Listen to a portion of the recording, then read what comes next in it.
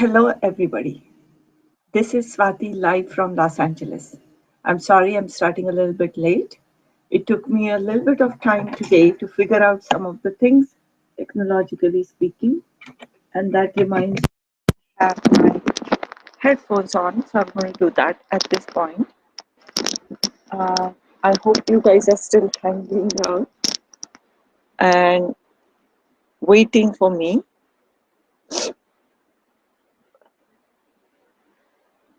In fact, today I would like to talk about a little bit about all the exciting things that I have been finding out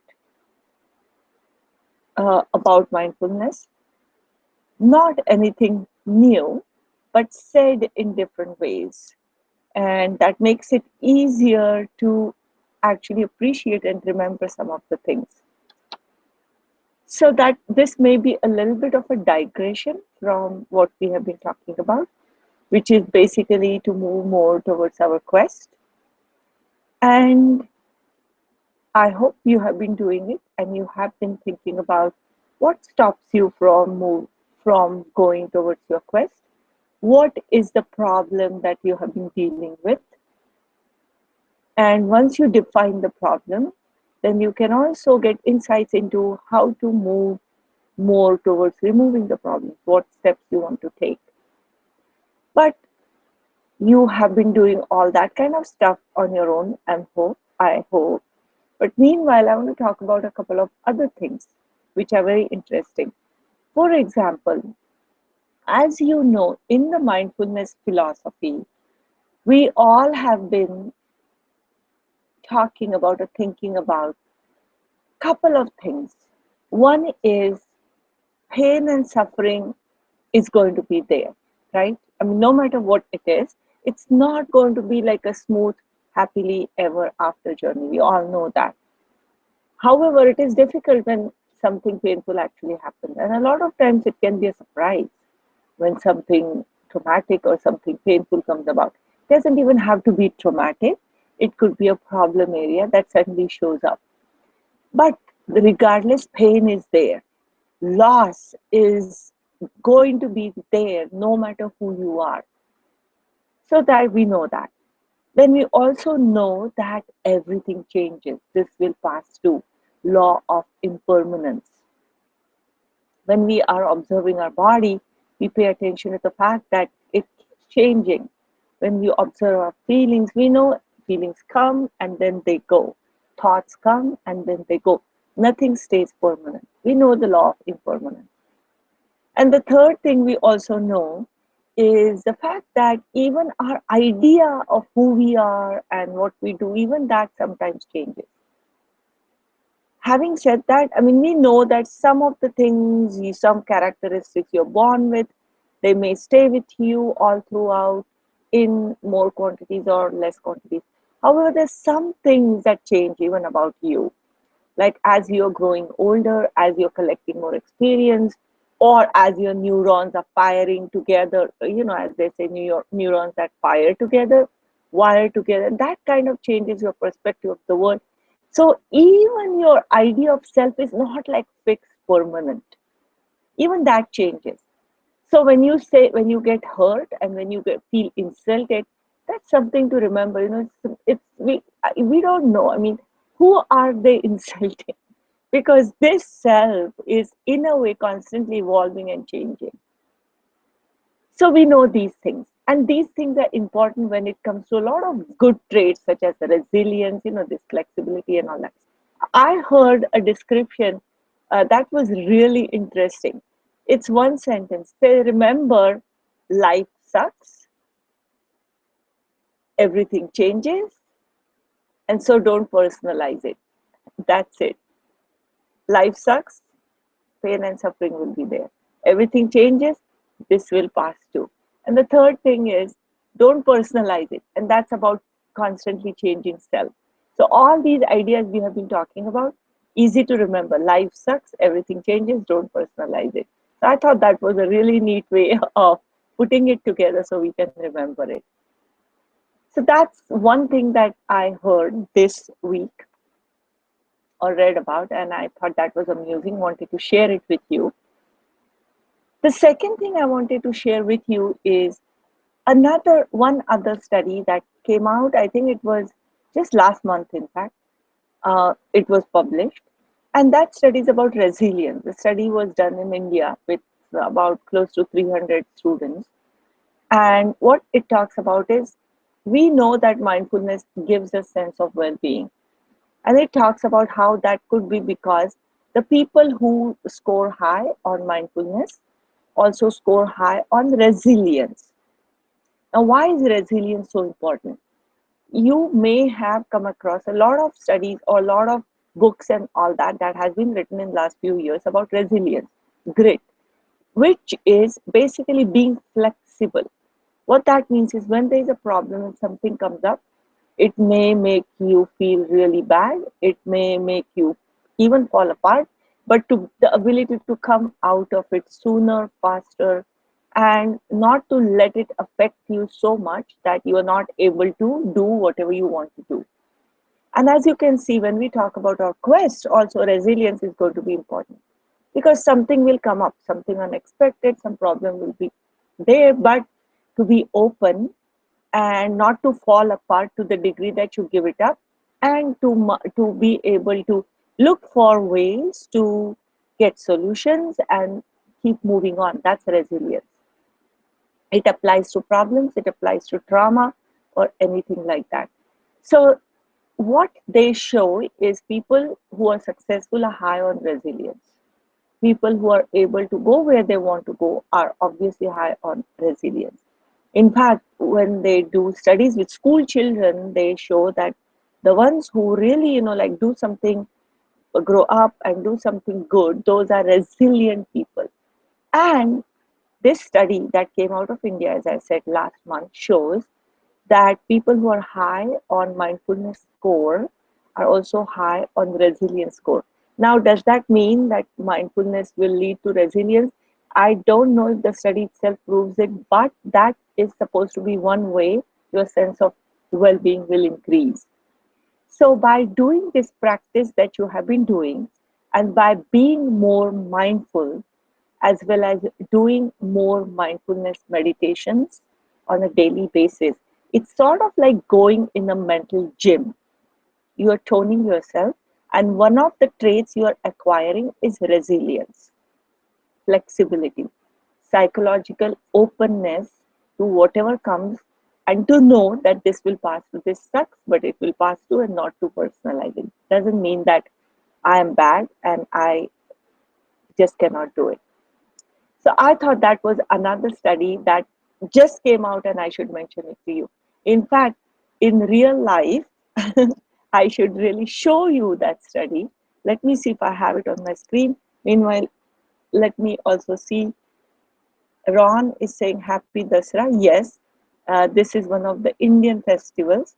I think it was yesterday, and in the US it's today. Someone else is also saying Happy Vijayadashmi, same thing. Um, thank you. But let me see if I have this study to show you. I'm just going to try it for a minute, and if not, then we'll move on. Uh, I am not sure if I have that study here in front of me. Well, I don't have it, but maybe next time I can. I'm sure if you Google mindfulness and resilience, you will see, because it was one of the most recent studies that I've seen. The other thing that happened, which is another worth mentioning thing, is last week there was a conference. It was a Wall Street Journal conference, actually, on business leaders and stuff like that.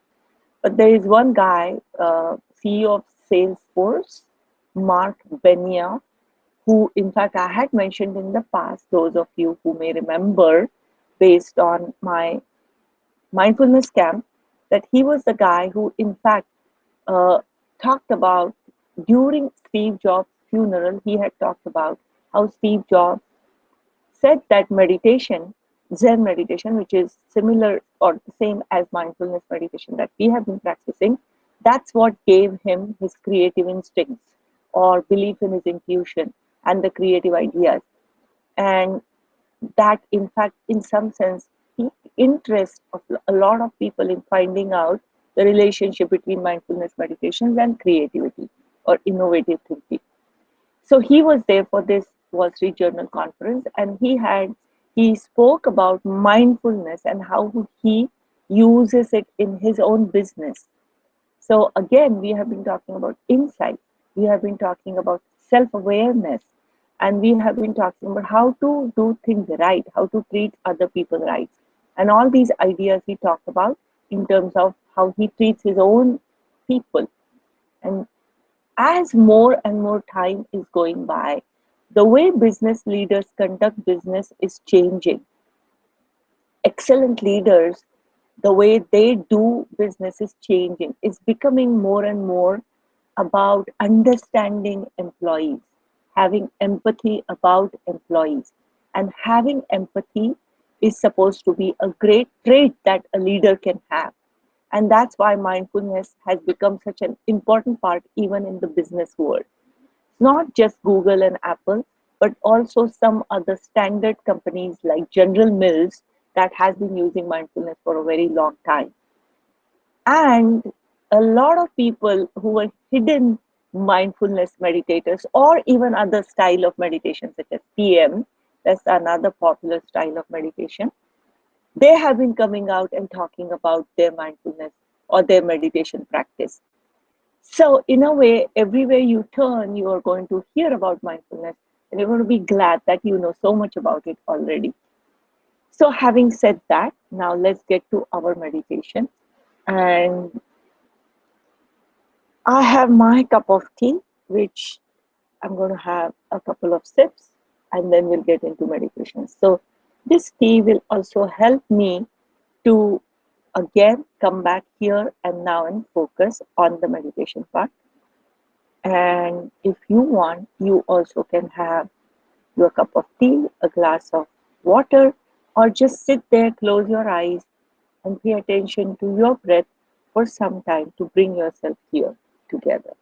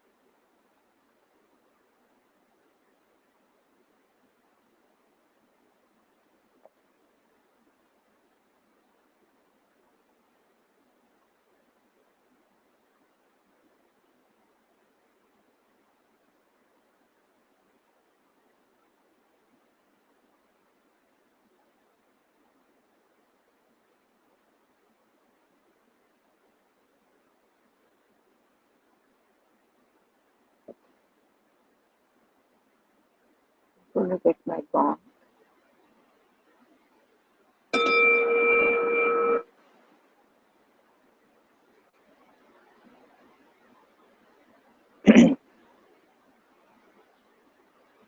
And close your eyes and take a few deep breaths.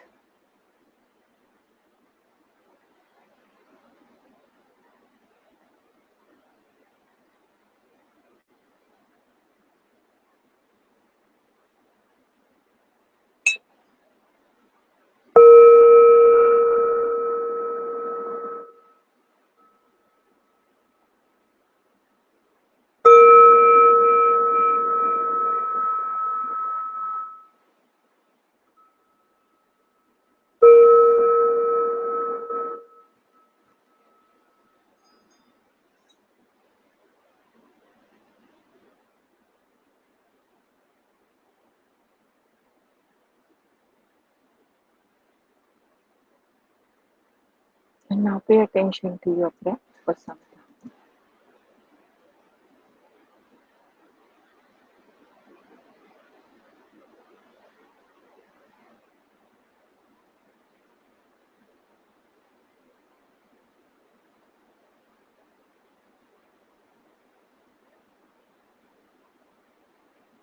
And today we are going to do an open awareness meditation. We are going to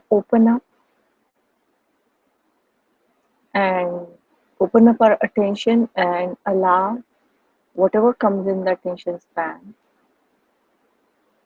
We are just going to become aware of that. It could be a feeling, it could be a thought, it could be a body sensation, it could be a sensation that comes, a sense that comes from outside, such as a sound or a smell that you notice. It could be an image that comes in front of your eyes. Whatever grabs your attention, you will stay with it for some time. Notice it, and then again allow yourself to notice the next thing that grabs your attention.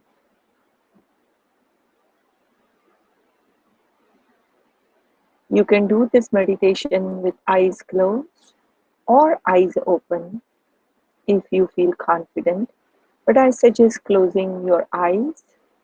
It helps to focus better.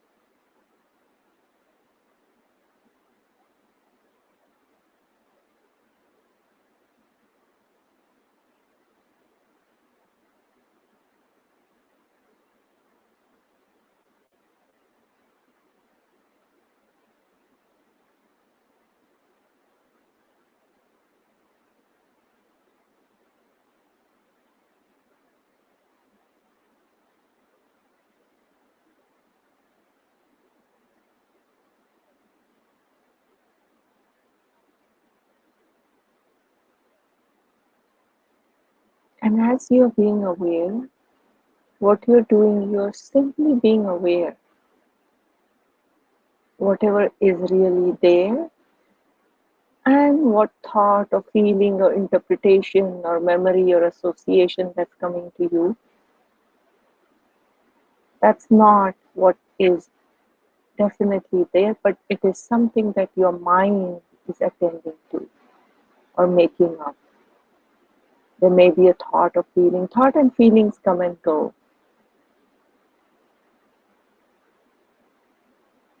So just notice that it comes, it goes. It's not a fact.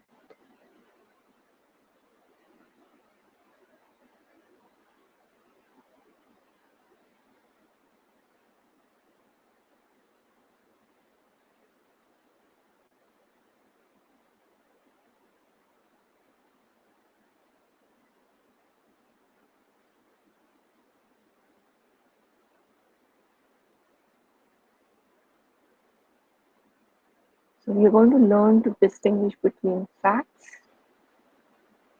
and just interpretations. And even in that, the feelings and thoughts come and go, they are not permanent.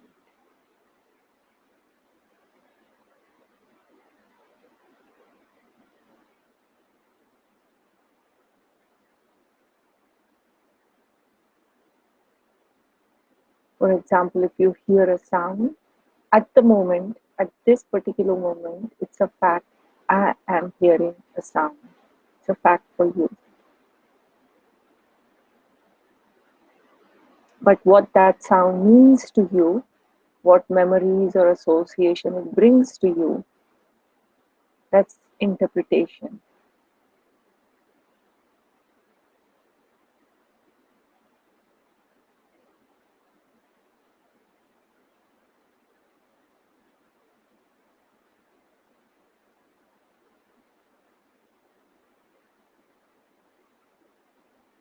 So when something grabs your attention and you're noticing it, you're examining it, try to distinguish what's there, what's a fact,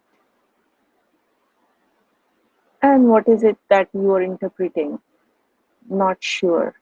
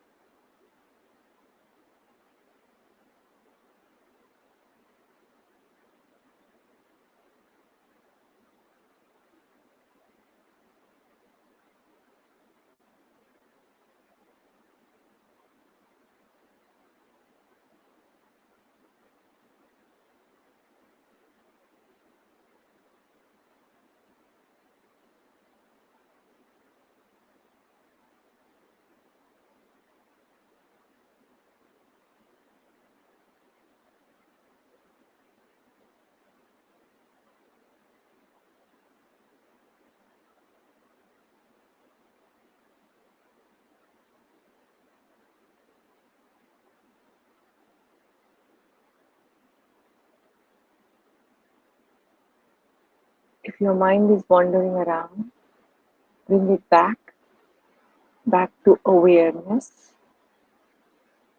What you want to do is you want to stay aware the whole time.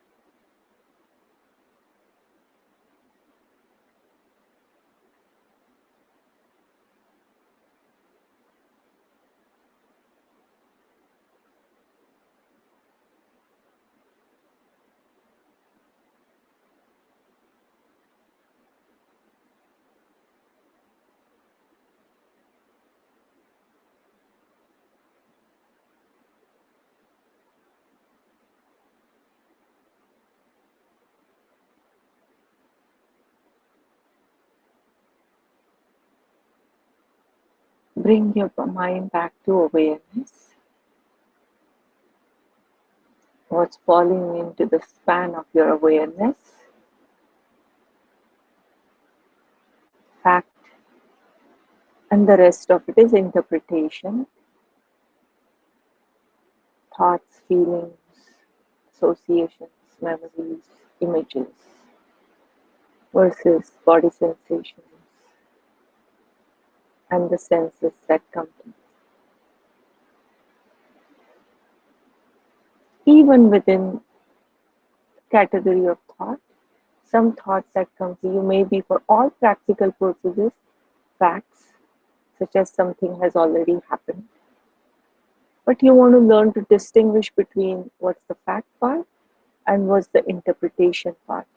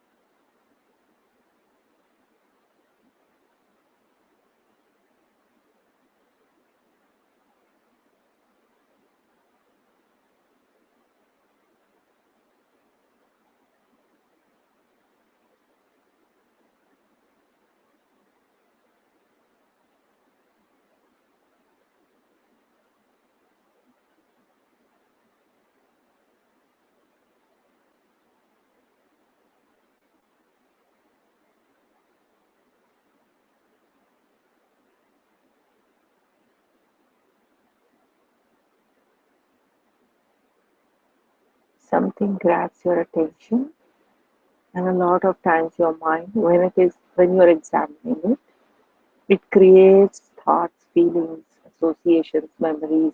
A lot of it is interpretations. Like you hear a sound and what the sound means to you, or you notice a body sensation and what it means to you comes to you immediately.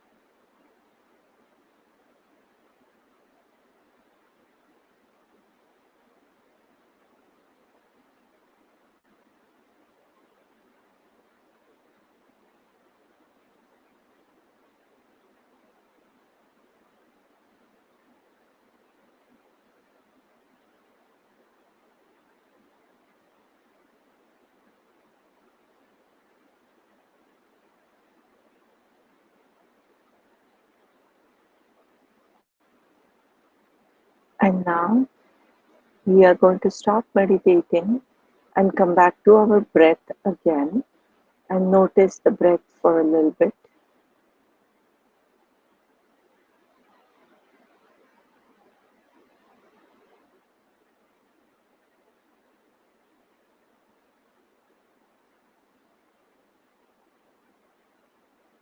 And say the line 3 times to yourself.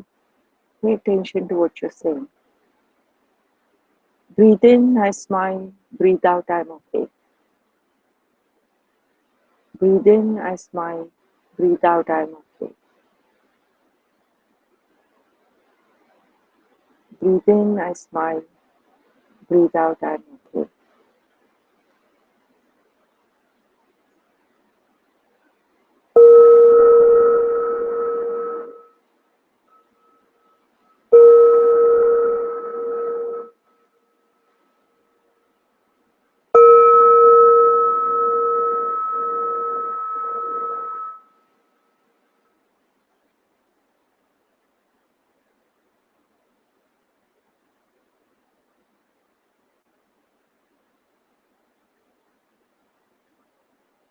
You can open your eyes.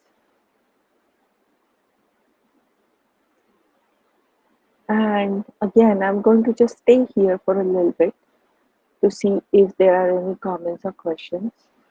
I'm not sure if a lot of people stuck around or not. I know a couple did who wished me happy Dasara. But outside of that, I'm just going to stick around, have my cup of tea with you guys. While if you want to type, you can. And otherwise, I'm going to say bye to you soon.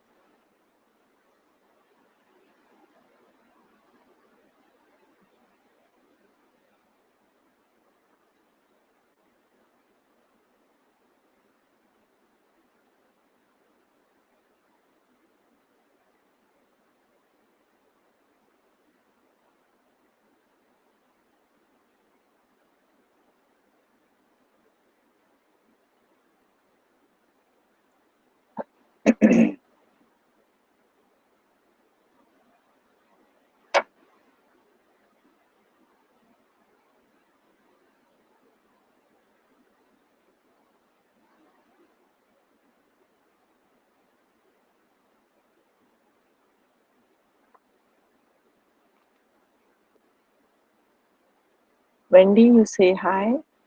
I'm glad to see you here. I was wondering, since I started late today, if I had lost some regulars. But it looks like Jeannie is still there too. And she has a question.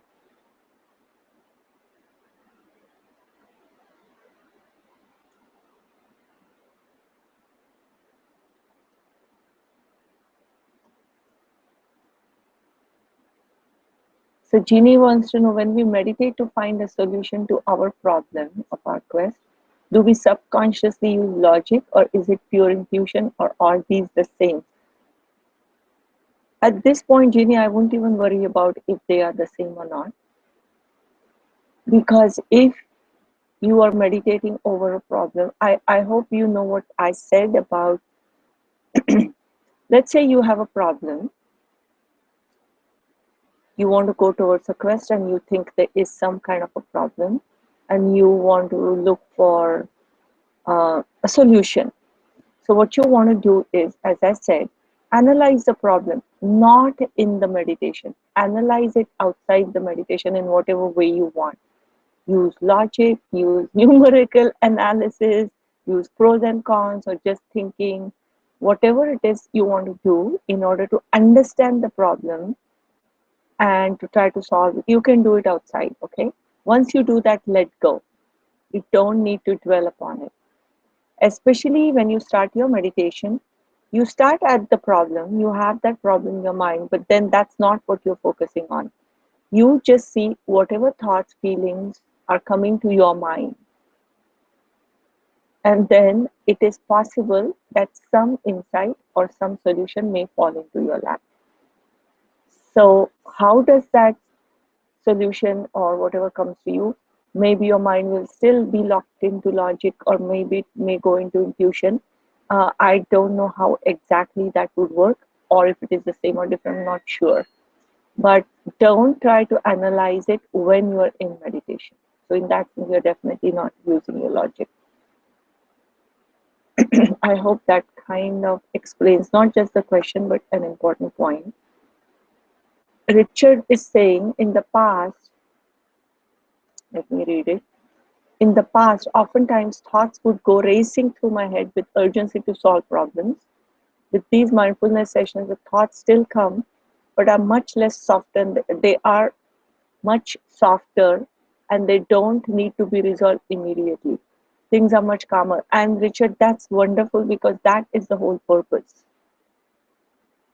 You're not, you don't need to look for solutions in a quick and right now way. That's generally what we want to do. Whenever there is a problem, we want to look for a solution right now. I have to do it. I have to solve it. It does get solved. The solution does come to you, but it may not come because of this quick, fast, rapid analysis that's mind blowing sometimes. Nothing happens. So just allow your mind to ponder over it, think about it. If you want to analyze it in your own way, that's okay. But then let go, and then some solution will come to you later. When you're meditating, you may be doing a meditation that's nothing to do with the problem, but a solution will come to you. And mindfulness, by being mindful, by allowing yourself to have the mindfulness practice, in some sense, you are developing the muscle to get the solutions, creative solutions. So when I say quest, this is a very important point, and I'm glad that you are asking me and talking about it. And there is one other really important thing when you're going towards your quest, as I have been saying, to be able to sit through unpleasantness without the misery, because you have learned, you have internalized whatever it is going to not be permanent. Nothing is permanent. Even if it seems extremely painful, you may feel stuck, you may feel like this is how it is going to be, but that's not true. Like they say, change is the only constant. And in doing mindfulness meditation, you are internalizing it. As a result, you're taking away the attachment and the misery out of your unpleasant experience or problem solving experience. At the same time, you're noticing things that are coming to you that may be pleasant. So there is a saying, Buddhist saying, that says there are 10,000 joys and 10,000 pains. So remember, there may be 10,000 pains, but at the same time, there are 10,000 joys in our lives. And mindfulness is not just about being able to sit through unpleasantness, it's also being mindful of the 10,000 joys that are coming to you. So with that, I think it's a good time to stop. And I'm happy, Wendy, again, as usual, you you are very cheerful, and I always appreciate that. And with that, I think I'm going to say bye to you and I'll see you next week.